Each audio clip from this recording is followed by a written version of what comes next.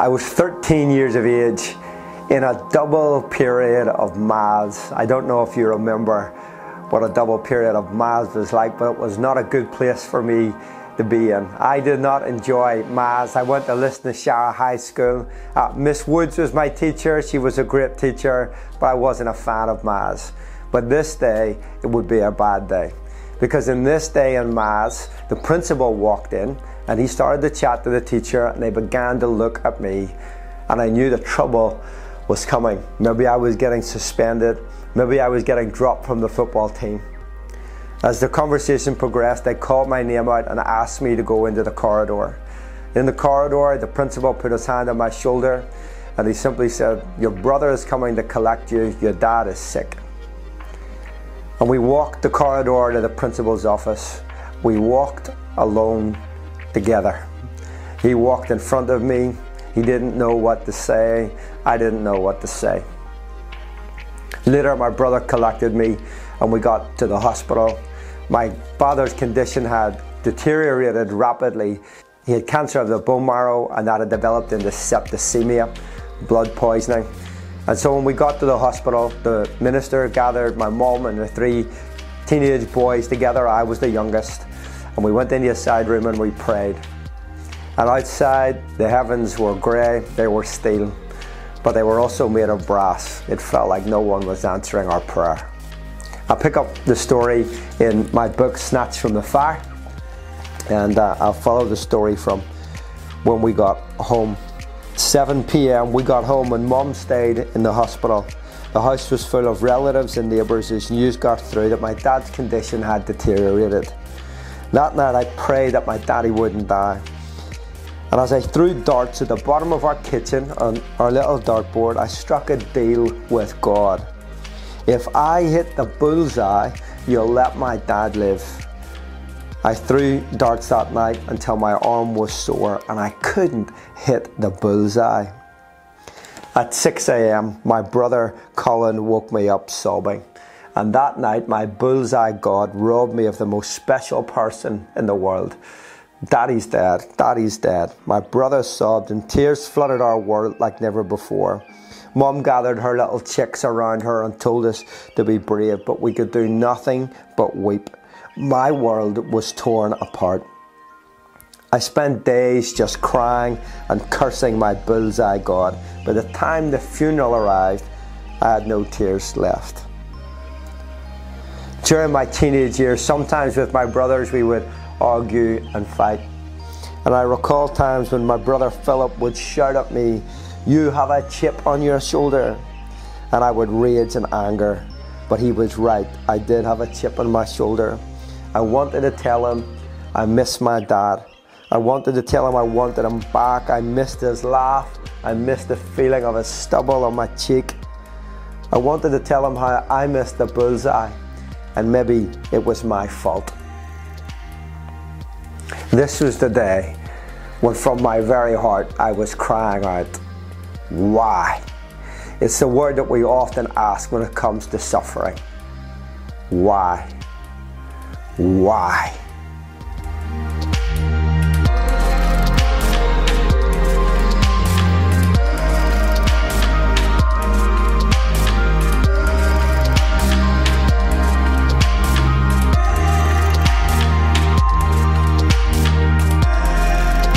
The why question is such a difficult question, filled with jagged edges as we try to figure out some meaning. Why would a young boy at 13 years of age lose his dad? Why would my mom be left with 3 teenage boys to look after? Why would my dad, a man in his early 50s, in his prime, be cut down? Why? Where was God in the midst of this pain and death?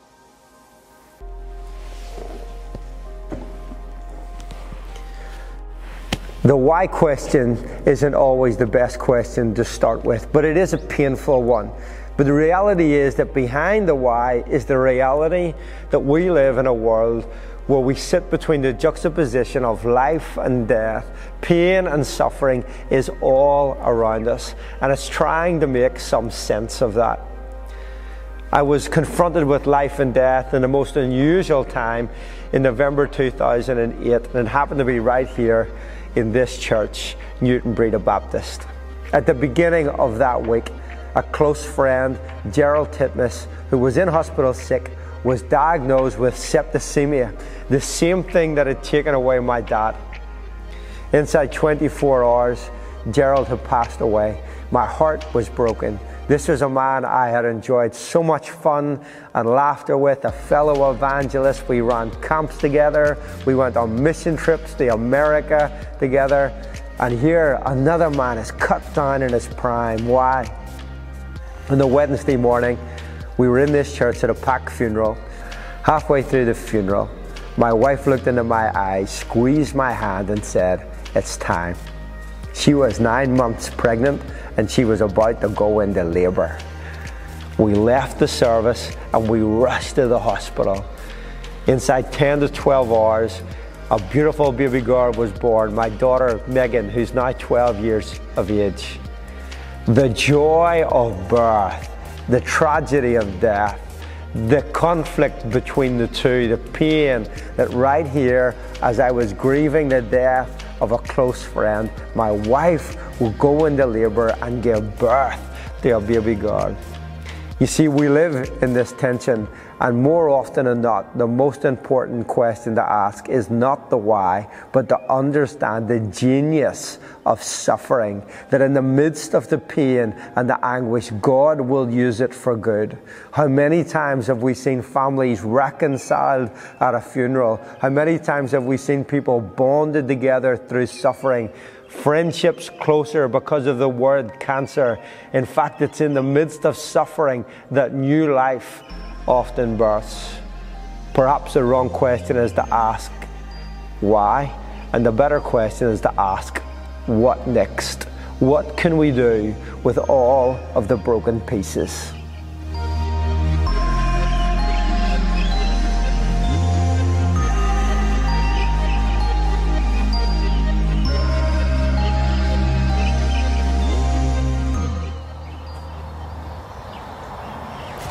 We move our questions on from the why to the what next. The kind of understanding that whilst we all live in what I call the dash of life, that we make the most of every opportunity. Up here at the graveside of my mum and dad, I'm always struck by the words that we put on the gravestone, try to sum up something of their life. It says this, 2 Timothy chapter 4, verses 7 and 8. I fought the good fight, I finished the race, I've kept the faith, and now there is laid up for me a crown of righteousness, which the Lord, the righteous judge, shall award to me on that day. It tries to condense something of their life. All of us live in the dash. For mum and dad, it was 1932 to 1987, 1939 to 1999. Both of them, their lives were short, but they made the most of the moment in the dash. In all of our brokenness, let's make sure that our life has some meaning inside the dash, from our birth certificate to our death certificate. There is a headstone near my mum and dad's where it basically has the dates and a name on nothing. I often wonder what life was for them. What was their life song? How could you sum up their life? For you and I, in the midst of all of the questions, the why questions, the what next, we need to make sure that we make the most of our lives living in the dash. There's an old story about a man named Job, one of the oldest stories ever told. Job was a man who was popular, a man of wisdom, a man of wealth, a man who had family and a home. He had everything going for him until one day he lost it all. He lost his property, his sheep, his goats, his servants were killed, fire came down, he even lost his family. Job found himself in a place where even his own skin was covered in boils. He scratched it with pottery, and his so-called friends came along to give him some advice and to ask the bigger questions of why. What is going on, Job? Maybe it's because of your sin, maybe it's because of your hypocrisy. And along with his friends, they asked question after question of God, until one moment in a whirlwind, God speaks to Job. In the midst of the accusations and perceptions and arguments and questions, God comes and speaks to Job, and this is what he says. Who is this that questions my wisdom with such ignorant words? Brace yourself like a man, because I have some questions for you, and you must answer them. Where were you when I laid the foundation of the earth? Tell me if you know so much. Who dimensioned its dimensions and stretched forth the surveying line? Who supports its foundations? Who laid the cornerstone and the morning star sang and the angels shouted for joy? Who kept the sea inside its boundaries as it burst from the womb, as I clothed it with clouds and wrapped it with thick darkness? For I locked it behind the gates and limited its shores. It was I who said, this far and no more you may come. Here your proud waves must stop. Have you ever commanded, Job, the morning to appear, or caused the dawn to rise in the east? Have you ever made daylight spread across the ends of the earth, or bring to an end its wickedness? As the light approaches and the earth takes shape like clay pressed beneath a seal, it is robed in brilliant colors. The light disturbs the wickedness and stops the arms of those raised in violence. Have you, Job, ever explored the springs from which the sea comes? Have you explored its depths? Do you know where the gates of death are located? Where does the light come? Where does the darkness go? He goes on and he asks question after question of Job. Do you know where the east wind has its home? Do you know who the father of the rain is? Can you direct the movement of the stars? He continues to ask the questions of Job. Can you shout to the clouds and make it rain? Were you there at the beginning, Job? Tell me, tell me. And as the story unfolds, question after question, then we come to this conclusion. The Lord said to Job, do you still want to argue with the Almighty? Are you God's critic? Do you have the answers? Then Job replied to the Lord, I am nothing. How could I ever find the answers? I will cover my mouth with my hand. I have said too much already. I have nothing more to say.